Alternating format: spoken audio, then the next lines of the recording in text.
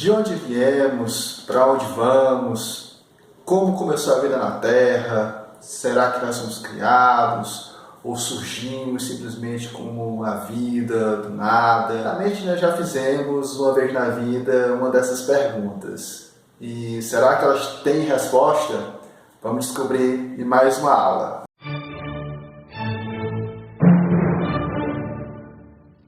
Eis que os humanos surgem e povoam o planeta, né? Como a gente perguntou antes, de onde a gente veio, como foi que a gente surgiu e por que há tantos de nós e tantas diferenças. Observe essa imagem, tons de pele diferente, cabelo, cor dos olhos, os traços em geral, né, diferentes etnias, né, do negro, o asiático, o caucasiano. Mas por que tem tanta diferença? Né? Estudaram e perceberam, né? Cientistas defendem que essas diferenças elas foram surgindo como adaptação aos diferentes ambientes em que os seres humanos se propagaram. Mas por volta de 2003, né, os cientistas também estudando o DNA perceberam que essas diferenças não passam de 1% na estrutura do DNA. Ou seja, apesar de tão diferentes, a raça humana é apenas uma só. Mas qual a nossa origem? Né? Se a gente para pensar como foi que a gente surgiu, será que a vida surgiu do nada? Ou houve algum criador, alguém que criou a gente, que planejou tudo isso? Por que nós somos tão especiais? Por que nós somos diferentes dos outros animais? Por que nós temos inteligência para pensar, calcular nossos atos? Né? Existem várias vertentes que pensam nisso, que defendem, que tentam explicar isso. Existem as vertentes, né, de explicação religiosa, que vão se basear na fé, e existem as vertentes de explicação científica, aquelas que vão buscar, né, estudos nos fósseis, nos artefatos que são encontrados, e se basear em evidências. Vamos chamar de criacionismo todas essas teorias que se baseiam que um ser divino ou um grupo de seres divinos criaram o ser humano, criaram o universo, criaram tudo que nele há. Então essas teorias são chamadas, né, de criacionismo, as teorias da criação, né, algum ser divino. Várias religiões através da história da humanidade tentaram explicar a nossa origem. Há várias mitologias, várias lendas, existem várias formas de contar isso. E na explicação religiosa, né, aqui é um trecho, pessoal, do livro de vocês, tá? O livro de História, do Inspira História, do 6º ano, certo? Tirado aqui da página 26 do livro, que ele vai citar as explicações religiosas, né, nas quais um ou mais seres divinos teria criado o ser humano e todo o universo. Elas são chamadas de teorias criacionistas. Né? Para os cristãos e judeus, por exemplo, o seu Deus teria levado 6 dias para criar tudo que existe na Terra, e ao final desse período ele criou o homem e a mulher. Né? A gente vê lá no livro do Gênesis, na Bíblia. Para os Yorubá, que são um povo originário da África, o Deus Supremo, que é Olodumare, deu a vida com o seu sopro a homens e mulheres feitos de barro. E para ajudá-lo, né, a criar tudo que existe no mundo, o Olodumare deu a vida também a outras divindades, né, os Yorubás, que são chamados de orixás. Os Tucano, que são um povo indígena, né, em terras do Brasil, Colômbia e Venezuela, eles contam que tudo que existe foi criado por um Deus conhecido como o avô do universo. O avô do universo criou tudo, né, todo mundo em camadas, né, usando uma lança chocalho de pedra. E na explicação dos indígenas Guarani sobre a criação do mundo foi Tupã, o deus do trovão, que criou, né, e também colocou tudo, né, as estrelas do céu, os animais, as florestas. E então Tupã criou a humanidade e os Guarani foram o primeiro povo formado, né, e do povo Guarani foi que descenderam todos os outros. Se nós observarmos, pessoal, existem, né, várias crenças, várias religiões que ainda hoje são ativas. Aqui no Brasil, a religião mais forte é o cristianismo. Então, nós estamos acostumados a ter a concepção do Gênesis, da criação da vida. mas existem várias religiões, como a gente viu, que ainda hoje são ativas e ela tem sua própria forma de contar a criação do mundo. E aí, nesse sentido, qual é a verdadeira? Será que existe uma verdadeira? Que não tem uma resposta precisa. E depois a gente vai chegar neste cara aqui, este vovozinho simpático, chamado Charles Darwin, né? Até meados do século XIX, muita coisa ainda era baseada puramente na religião no que se diz respeito à criação das coisas. Charles Darwin lançou um manifesto, né, um livro chamado A Origem das Espécies. E lá ele fala que nós somos fruto, né, de uma evolução. E essa teoria, né, se deu ao nome de evolucionismo. Então nós temos essas duas vertentes para o surgimento da vida, né, dos animais, das plantas e do ser humano. As teorias criacionistas e as teorias evolucionistas. A explicação científica, né, até meados do século XIX, né, as explicações que se tinham eram muito de cunho religioso, como aquelas que a gente viu. Né? Essas explicações elas começaram a surgir pelo próprio ser humano tentando explicar as coisas que ele não entendia. Por que chove? Por que cai um raio? Por que nós somos mais inteligentes do que os outros animais? Né? Então, começaram a imaginar, a criar esses deuses, pensar, né, nesses seres que teriam criado tudo e regiam as coisas. E em 1859, né, o naturalista britânico Charles Darwin publicou o livro A Origem das Espécies, que continha explicações diferentes, né, de tudo que já tinha sido contado. Ele afirma, né, que toda a vida na Terra, tanto as vivas como as que já foram extintas, em algum momento elas tiveram, né, um ancestral em comum, né, elas tiveram um parentesco entre si. Tá? Mas então, como foi que surgiram as espécies diferentes, se todas elas vieram de um mesmo parente?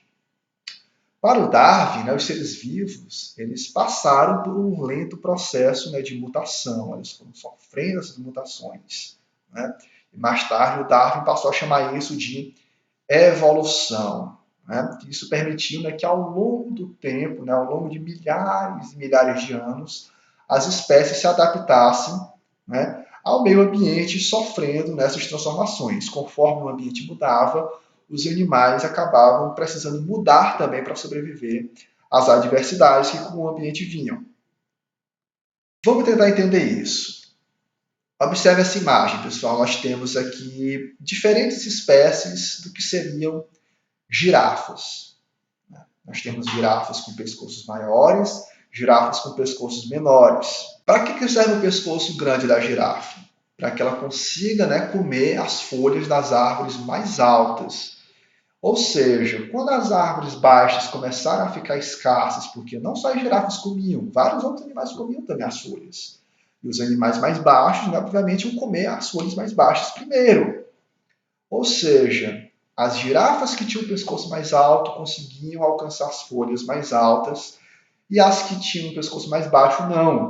Ou seja, quando as folhas mais baixas acabavam, essas girafas que não conseguiam alcançar as mais altas iriam morrer de fome. Se elas morreriam de fome, elas não teriam filhotes, elas não se reproduziriam e não perpetuariam sua linhagem, diferente das girafas com pescoço grande, que comeriam, sobreviveriam, se reproduziriam e assim perpetuariam sua espécie. Por isso que nós temos, né, pessoal, uma quantidade hoje de girafas com pescoço grande. Mas existem vários exemplos também, né, pessoal? Isso Darwin chamou de seleção natural. Outro exemplo de seleção natural. Vamos pensar que um grupo de ratinhos, né, se mudou para um local pedregoso, um local de brita, né? Brita tem cor cinza. Esse grupo tinha ratinhos cinzas e ratinhos marrons. Os ratinhos cinza andando em cima da brita ficavam quase invisíveis. Então os predadores não viam esses ratinhos. Porém, os marrons ficavam visíveis. Então eles eram caçados e comidos. Sendo assim, os ratinhos cinzas tinham mais chance de se procriar. Ou seja, a população de rato cinza começa a aumentar, a população de ratinhos marrons começa a diminuir. Ou seja, aquele que se adapta melhor ao ambiente sobrevive. Mas e quanto ao ser humano? Como é que se deu essa evolução? Será que a gente, na evolução, nós estávamos assim, e aí fomos dormir, acordamos assim, e aí depois de passar de um tempinho acordamos assim, fomos evoluindo? Não, não é bem assim, né, pessoal? Nós temos uma evolução, né, que ela acontece, um ancestral, ele vai gerar várias outras espécies, dependendo da situação, ele vai precisar mudar, ele vai sofrer transformações. E nem sempre a espécie que deu origem à outra deixa de existir, né? Quer dizer que a espécie nova ela acaba se adaptando melhor ao ambiente. Nós tivemos, né, pessoal, aqui, notem que foi um processo que levou milhões de anos. É um erro a gente pensar que, se nós evoluímos, nós tivemos um parente próximo com os símios, né, os chimpanzés, os gorilas, nós tivemos um parente próximo com eles, que deu origem a eles também. Por que eles hoje não evoluem para algo parecido com a gente? A evolução ela não é algo que a gente consiga observar. Se a gente prestar atenção, nós temos aqui o primeiro hominídeo que tem registro, né, de fóssil, o Ardipithecus cadabra. Aqui nós temos o surgimento dele por volta de 6 milhões de anos atrás, né, 6 milhões a 5 milhões de anos atrás. De 4 milhões a 3 milhões de anos atrás, nós temos o Australopithecus, né, que era um outro gênero de hominídeo também.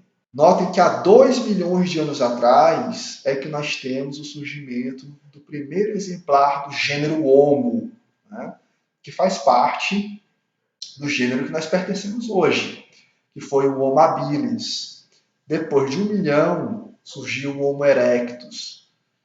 E depois, há centenas, né, de milhares de anos, surgiu o Homo sapiens e, por fim, o Homo sapiens sapiens, que é a nossa espécie de hoje.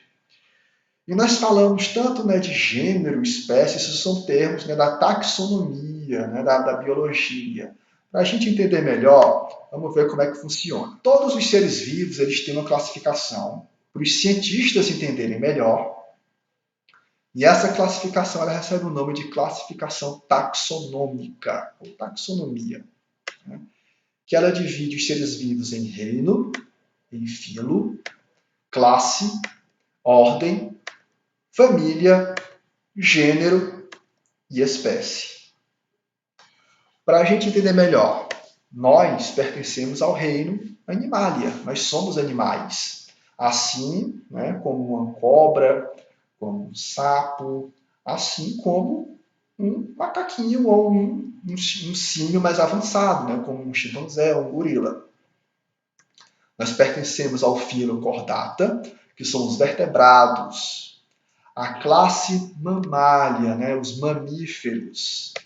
Nós pertencemos à ordem Primata. O que são os primatas? São aqueles que possuem uma mão, um polegar opositor, aqueles que conseguem agarrar as coisas. E aqui notem que o negócio começa a se fechar. Aqui nós já temos um parentesco mais sólido, né, os primatas, os macacos, os símios, né, os hominóideos. Nós pertencemos à família Hominidae, né, dos hominídeos, né, já diminui. Nem todo primata é hominídeo, né, nem todo símio, nem todo macaco é hominídeo. Nós pertencemos ao gênero Homo. Hoje o gênero Homo só contém uma única espécie, tá? Que é a Homo sapiens sapiens, que somos nós, né? O homem que sabe, nós não só sabemos, nós temos consciência do saber, né? Então nós somos capazes de preparar aqui uma aula, de desenvolver um notebook, um celular, e eu, através dessas tecnologias, transmitir um conhecimento para vocês. Então, nós somos este ser que tem essa capacidade, né? O gênero Homo, ele teve outras espécies também, como nós já vimos, Homo habilis, Homo erectus, o homem de Neandertal, né? Todos eles foram extintos, né? Não existem mais. Hoje, nós só temos uma espécie, que é o Homo sapiens sapiens. Tudo isso aconteceu, né, durante um processo, né, de evolução, e as outras espécies elas não sobreviveram, porque conforme os outros foram se tornando mais avançados, mais inteligentes, dominando mais tecnologias, as outras espécies que não evoluíram tanto, que não tiveram esse domínio, perderam território, perderam espaço, perderam fonte de alimento e acabaram por ser extintas. Também doenças, mudanças climáticas, tudo isso influencia na evolução de uma espécie. E olha só, pessoal, aqui tem um gráfico, né, mostrando como é que acontece a evolução. O nosso problema é achar que a evolução acontece igual Pokémon.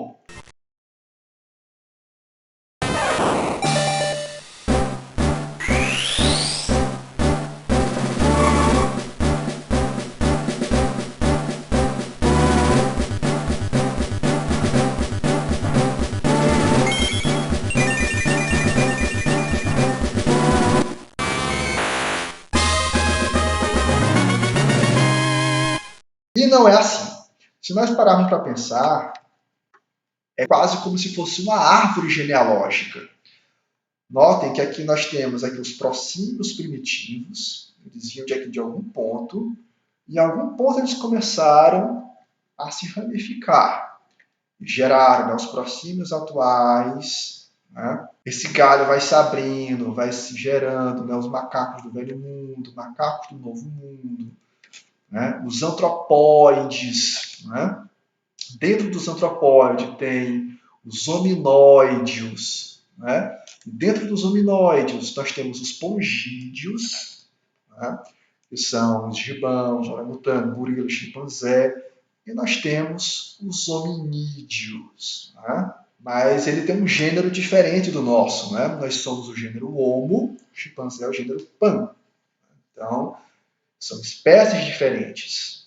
Bom, nós tivemos em algum lugarzinho, né, um ancestral comum que acabou gerando esse parentesco, mas não quer dizer que um chimpanzé vai acabar gerando um ser humano, de jeito nenhum. Não é assim que funciona. E olha só, aqui nós vamos ver a quantidade de tempo que foi levando até que isso acontecesse. Na Terra, a idade aproximada da Terra, 4,5 bilhões de anos. Isso é um número, se a gente para pensar, é algo imensurável para a nossa existência. O ser humano, quando vive 80, 90 anos, 100 anos, pode dizer que viveu muito. Aqui a gente está falando de bilhões, né, de anos. Né? Os primeiros hominídeos, né, eles já foram surgir há mais de 5 milhões, quase 6 milhões de anos atrás. Né? O primeiro hominídeo do gênero Homo surgiu há 2 milhões de anos, ou seja, um processo de 2 milhões de evolução até chegar no Homo atual, que é o Homo sapiens sapiens. Então, não é algo que a gente possa observar. A gente consegue observar a evolução em escalas menores, como, por exemplo, a mudança da cor das mariposas por causa da poluição. Ou aqui a gente vê o Covid-19, um vírus que está sofrendo, né, mutações, dependendo do ambiente, das pessoas que ele infecta. Então, em um país nós temos uma cepa do vírus, em outro país acontece uma cepa diferente, porque o vírus se adapta ao clima, se adapta ao tipo de pessoa que ele está infectando.